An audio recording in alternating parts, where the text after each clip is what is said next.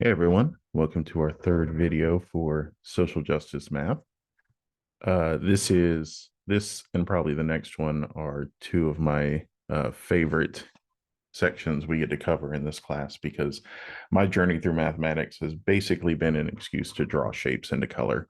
So if you have any fun colors, any markers, any crayons, break them out now because we're going to use them.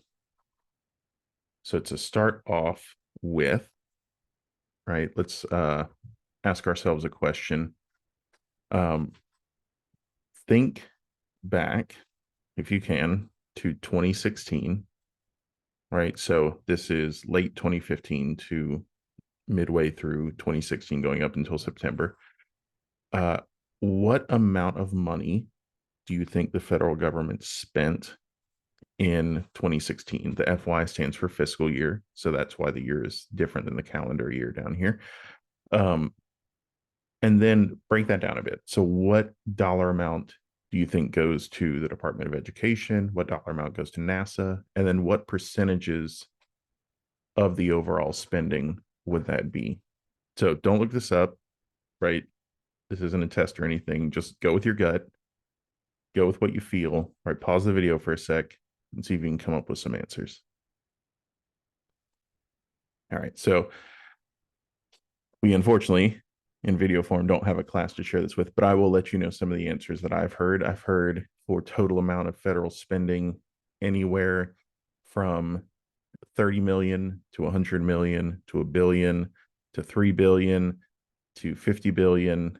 And then occasionally somebody will creep up into 100 billion or something like that. I've even had somebody go as high as a trillion on that.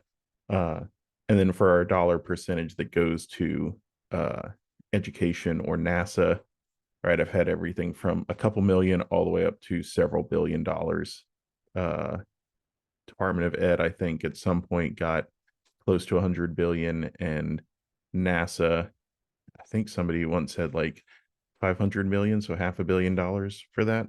So these are just some of the estimates that I've heard. And again, none of these are necessarily factual. This is just going off of kind of what we understand and what we remember from that time. So answering these questions is not an easy task, right? The actual budget for this year, for this fiscal year, was over 2,000 pages long.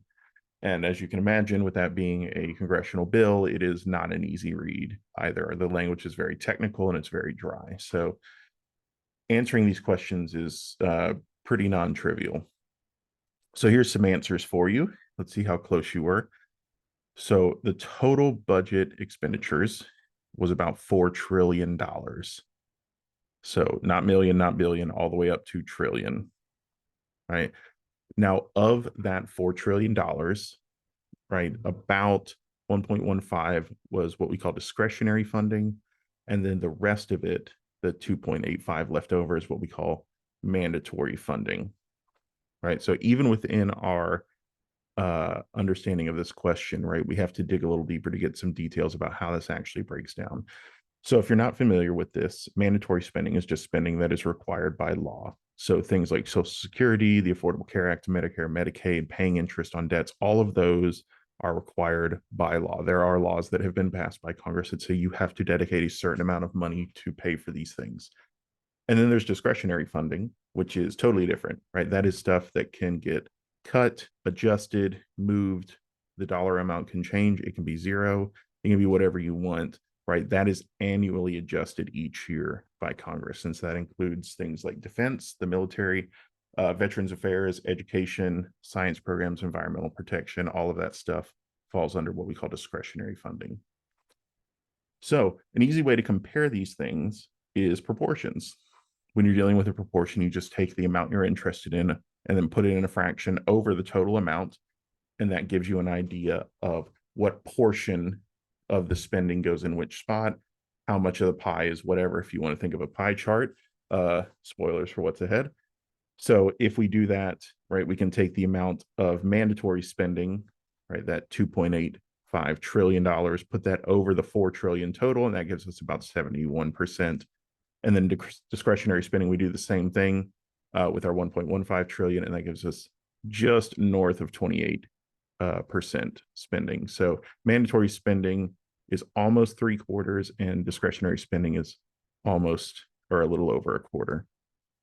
So diving a little deeper now for our other questions, the Department of Education got 70.7 billion in discretionary funds and 145 billion in mandatory funds. Now, those mandatory funds were mostly student loans. So something, unfortunately, we are all probably very familiar with if you're watching this video.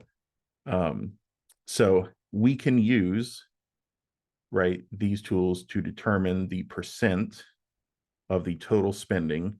Same as before, right? You could put the 70.7 billion over the total amount of discretionary funds, figure out the percentage of discretionary funds that were used for the Department of Education. Same thing with mandatory funds. You do the 145 billion over the total amount of mandatory funds. And so one thing to pay attention if you decide to do that at home, this is a nice way to practice this, is your units, because the 145 here, if we're talking about mandatory funds, is in billions, whereas if we go back, we were talking about trillions. So we want to make sure all that's right. So an easy way to do this is just to write out all the zeros. It's kind of annoying, but a bunch of them will cancel, and then your problem gets way simpler.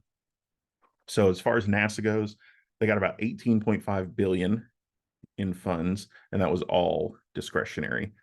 So again, I would recommend you real quick, just to make sure we're all fresh on our proportions, take that 18.5 billion and figure out what percentage of total spending, so out of the 4 trillion total, and then out of the discretionary spending, that 1.15, I believe it was, and see what percentages those come out to be. Now, rather than listing all this out, right, a really obvious solution to this is to use a data visualization. So here we have, right, the 4.1 trillion total spending budget for that fiscal year, right? So for 2016, this was the proposed spending budget that the president proposed at the time. So you can see we have our largest slice of the pie being Social Security, unemployment, and labor.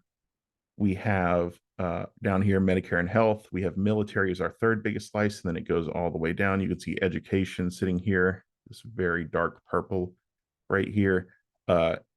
Energy and environment, international affairs, science is our last little light blue slice here.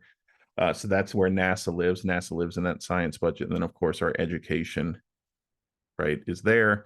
Now, there are some issues with this chart. Not necessarily that the chart is giving you false information, but the way it's framing it is a little off. So what if we switched it up a little bit? So we have here, same title, President's proposed 1.15 trillion discretionary spending budget. And that's the only change really, other than our numbers, this discretionary spending. So on one hand, right, if we go back, we have the total spending budget. And then over here, we have the discretionary spending. And so I would argue, sorry about that. I would argue that this is a little more accurate to what we would expect if we're titling it the president's proposed 1.15 trillion discretionary spending budget, because the president has no say over mandatory funding. That's in law. There is nothing they can do. It doesn't matter whether they're left, right, up, or down. It doesn't matter. They can't touch that, right? That is Congress. But they can propose things for discretionary spending. Now, of course, it still has to go through Congress, but this is a much more accurate representation of the priorities that the president placed on the money. So here we have military at over half of our discretionary budget, where if we go back, right, our military slice was over here, this little yellow one, right, and it was only 16%. Over here in our discretionary spending, it's up to 54. And then you can see science is over here, right? Transportation, food, and agriculture get the lowest. Education is actually the second highest funded at 74.1 billion, right? So a lot of money going towards the military, and then education, housing, veterans benefits, right? And the government itself, right? Those seem to be the top priorities here. So this is a much better way to look at this data set. And this is something I want to focus on for the next couple slides, where we really try and determine not only is the data factual, right, But is the data being conveyed in the best possible way? Because there are a lot of cases where people will use very factual data and convey it in a way that sends a certain message. For example, let's take a look at this. So the title of this says Hate Groups 2000 to 2011. And I'm just going to give you a sec to pause the video and come to your conclusion about what this graph says. So with that in mind, let's take a look at this one. So again, pause the video here for a sec, look at this graph and figure out what the message that this graph is sending is. So in this one, hate incidents are down, right? That's a daily count. So we are going down. And you can see here, we start out at 202 hate incidents, right? And then overall, the trend is down. There are a couple spikes back here. We're up to 90, and then we're up to 26 here, but the trend is overall down, right? And this message that this is trying to send is overall hate incidents are down. Seems like a good thing. But then how does that work here where we have hate groups, right, which is a very similar metric, and we're going up, right? And this one is almost straight increasing. I don't think it goes down at all, right? It just goes straight up from 602 to 1018. So how do we reconcile this versus this? So if you look closely, right, and I mentioned at the beginning, this covers years from 2000 up to 2011. So 2000 up to 2011, the amount of hate groups is growing. Let's go over to our hate incident. This is a daily count, so it's only talking about days. It only goes from November 9th to November 18th. Of what year? We don't know. But, right, this is a graph that makes it look like hate incidents are down, right? These are both from the same place. These are both from the Southern Poverty Law Center, right? This one makes it look like it's going up. So you can imagine, right, that there would be certain media outlets, certain people who might prefer to show you one graph over another. There are plenty of people who would like to show you this one, right, and say that hate incidents are going up. There are plenty of people who would like to show you this one and say that they're going down. Now, if we look at these two graphs, the more accurate one is the first one, right? It is over a longer period of time, right? Whereas here, it's just like we zoomed in on one part where it went down. And you notice we're getting kind of close to Thanksgiving here. Maybe that has something to do with it. There's a lot of things that could be going on. Maybe it's just a random thing where these went down, but that's not to say what happened before this or what happened after this. It could have gone up. It could have been very different. And the total across the year, obviously, was very different if we look at hate groups, right, where that continues to increase. So if we take these two kind of at face value, they tell a very different story, but it's very possible to look at what it is saying a little farther and kind of dive into what we see as the actual story. So let's look at another one, right? This was tweeted by the National Review with the caption, "The only hashtag climate change chart you need to see."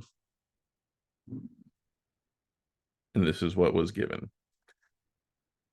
So our conclusion here, right, our story is, as far as I see it, what climate change, right? This isn't changing at all. Like maybe it's gone up a smidge, but like, why do we care? And very clearly we care, right? Scientists everywhere are talking about climate change. We can all see changes in the weather pattern. I don't know if you can hear the thunder outside my window right now, but it seems like we have a mini hurricane about every week. So clearly something's going on, but this chart, it doesn't make it look like anything's happening. So what's going on? So this is all factual information, but right, if we look at the vertical scale, it goes from 0 degrees to 110 degrees Fahrenheit.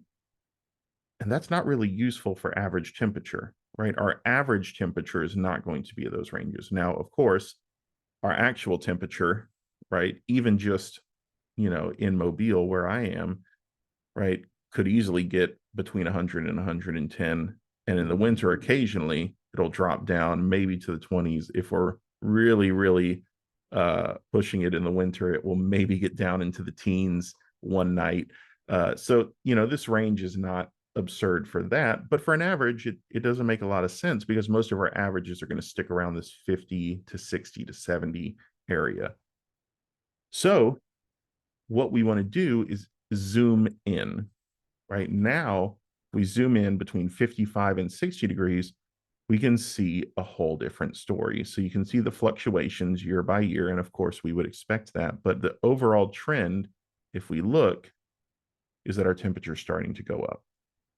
So looks like we were down here below 56 on average, maybe 56.6, 0.7, something like that. And now lately we're up to 58.3, 0.2, 0.4 on average. So a small difference, but when we're talking about the average of the entire globe, right, that has large scientific ramifications. So again, factual information in both of these, but one is conveyed a little more meaningfully when we choose the appropriate scale. So let's look at this national debt one, and it's kind of the same issue here, right? You can see it goes from $0 up to $900 trillion, which is an unfathomable amount of money. I mean, we talked about the federal budget being $4 billion. So that seems to be a little much. And it makes it look like, okay, the debt went up a little bit, but maybe we owe somebody like 2 gumballs and a soda or something like that, right? It doesn't look like much. If we zoom in a little bit, well, then all of a sudden, right, we see here 70, 80, 90 start shooting up, early 2000s, huge bump, late 2000s, huge bump. Okay, now we're starting to see the national debt change, right, from the 70s and 80s all the way up into the 2010s. So same numbers, right? Just a matter of how we approach this from a scale perspective and how we convey it meaningfully. All right, so let's get some audience participation here. Go ahead and look at this. Let me know what you think is incorrect, right? And by let me know, I mean, I guess you could leave a comment on the video if you'd super like, but pause it right now and see if you can come up with an answer. All right, so looking at this, we have 2009 to 2019. So we're reading it right to left. So that's not, abnormal. It's just a little different for us, right? But looking at this, we have 7,800 and we have just over 10,000 for our average wages in Israel, right? And that's cool. That's a lot of growth for 10 years. But if you look at these stacks of coins, right, they kind of tell a different story than what the numbers say, right? We added a little bit extra here, a little over 2,000, maybe like 2,300, something like that, 2,400 to our wage. But the stacks of coins make it look like it tripled or quadrupled, right? So if you're looking at the numbers, this makes total sense. But if you're just looking at this image real quick, right, it makes it look like, oh my God, the wages have increased so much since 2009 up to 2019. Now, why would they do it that way? Well, who made this chart? It's the Prime Minister of Israel, who has a vested interest in thinking or trying to get people to think that the wage has gone up considerably since they've been in the power, the Prime Minister of Israel. So you can see there is some bias here where the person making this chart is somebody who would want it to appear that there is a huge leap in average wages. And there has been a leap in average wages, which is great, but not the way that these stacks of coins are making it look. Right. So this is another misleading graph here. Okay. Let's look at this one. So each congressional district ranked by population density. This one looks really confusing at first, but if we kind of stare at it a little bit and most importantly, read the key here, it gives us a nice indication of what's going on. So it says each congressional district ranked by population density, colored by political party of the representative. Right. So we have 435 different political districts here. Right. So these are all the members of the House of Representatives. Right. So we have, starting at the most populous, scrolling down to the least, and you can see the trend here. Right. On average, the larger population districts, right, ones with larger population density, tend towards Democrat or blue, whereas down here, right, our lower population districts tend towards Republican. Now, of course, this is on average, right? This is not obviously a steadfast rule, right? District 19 here, right? The 19th most populous district is red, as is 35, 44, 45. If we go down here, right, 421, 423, and 424 all lean to the left as opposed to the right, despite being very sparsely populated districts. So on average, we can kind of get the pattern from this, right? And I think that's what this data visualization is trying to get here. So ideally, we would like to make our data visualizations more like this, right? We want it to convey a certain amount of information in an informative way very quickly, right? Think about you scrolling through Instagram Reels, TikTok, whatever it happens to be. Like, be honest with yourself. How long do you stay on a certain video, right? Or even if you just scroll through Twitter or something and you see these charts, right? How long are you going to actually look at one? So our goal moving forward is going to be to create data visualizations like this that are informative, that are factual, that are meaningful, right? And that get our point across quickly. So that's what we're going to focus on later. Now, of course, we have our homework. We have our worksheet up on this. This is a little different than my summer schedule. So if you were in my summer class, this will be due at the end of the week as per usual. So I will catch y'all in the next one when we look at some more factual and more interesting data visualizations. Thank you for watching.